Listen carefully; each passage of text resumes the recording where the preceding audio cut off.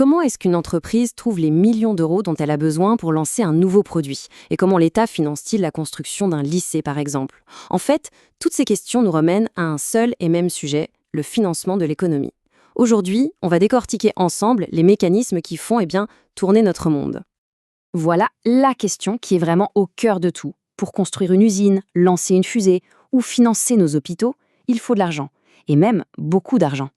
Mais alors comment fait-on concrètement pour que l'épargne des uns puisse devenir l'investissement des autres? En réalité, l'idée de base est très simple. D'un côté, on a ce qu'on appelle des agents à besoin de financement, comme les entreprises ou les États, qui ont de grands projets mais pas assez de fonds propres. Et de l'autre, on a des agents à capacité de financement, comme les ménages, qui mettent de l'argent de côté.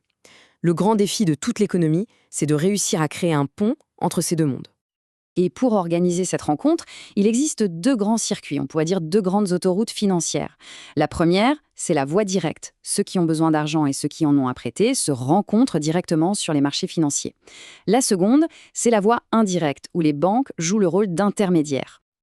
Allez, commençons par explorer cette première voie, sans doute la plus connue du grand public, les marchés financiers. C'est ici que s'échangent des instruments financiers bien spécifiques. Le premier de ces instruments, c'est l'action. Le principe est simple, quand on achète une action, c'est comme si on achetait un tout petit morceau de l'entreprise. L'acheteur devient alors ce qu'on appelle un actionnaire, c'est-à-dire un copropriétaire. Le deuxième instrument majeur, c'est l'obligation. Et là, la logique est complètement différente. Acheter une obligation, ce n'est pas devenir propriétaire. C'est prêter de l'argent à l'entreprise ou à l'État qui a émis ce titre. On devient alors un créancier. Ce tableau résume parfaitement la différence. D'un côté, l'actionnaire, il est propriétaire, il peut recevoir une part des bénéfices de l'entreprise, c'est le dividende, et il a un droit de vote aux assemblées générales. De l'autre, l'obligataire. Lui, c'est un créancier. Il reçoit un intérêt, qui est souvent fixe, et à la fin, il doit être remboursé. On a donc bien deux rôles et deux logiques très distinctes.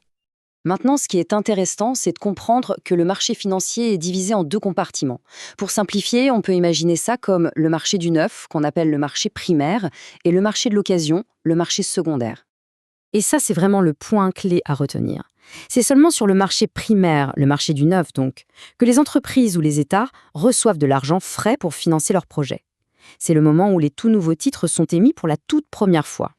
Prenons un exemple très concret. Imaginons une entreprise qui veut se développer. Elle décide d'émettre 300 000 nouvelles actions à un prix de 10 € chacune.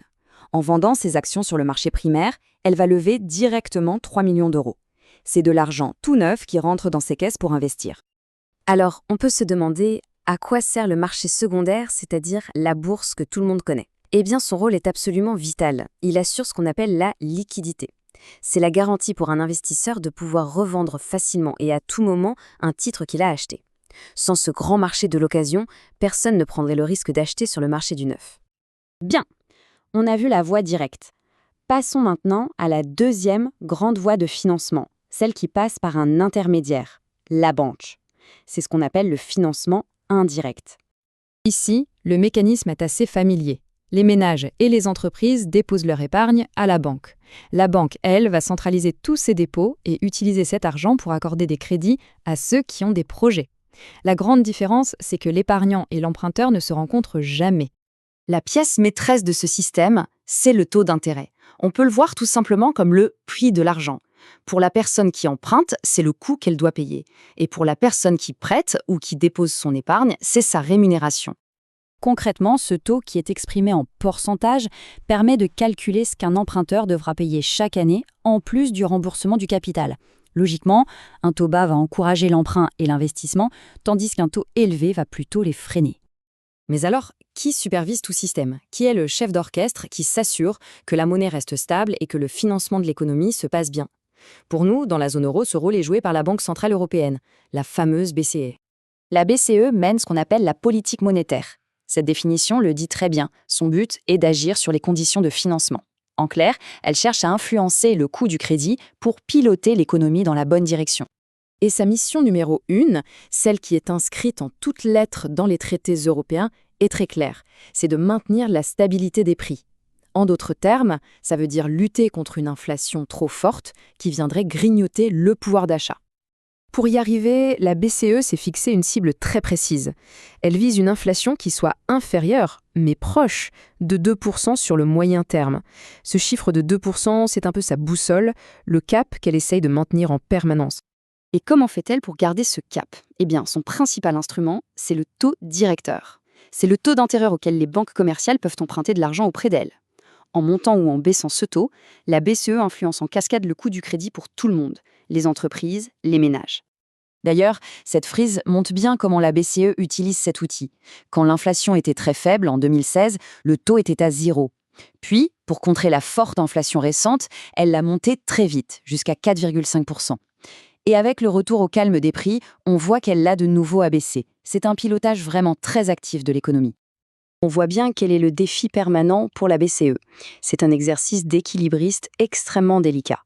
Il faut s'assurer que le financement de l'économie est assez fluide pour soutenir la croissance et l'emploi, mais sans que cela ne vienne créer une inflation excessive. Tout cela nous laisse avec une question ouverte, une question qui est aujourd'hui au cœur de tous les débats économiques.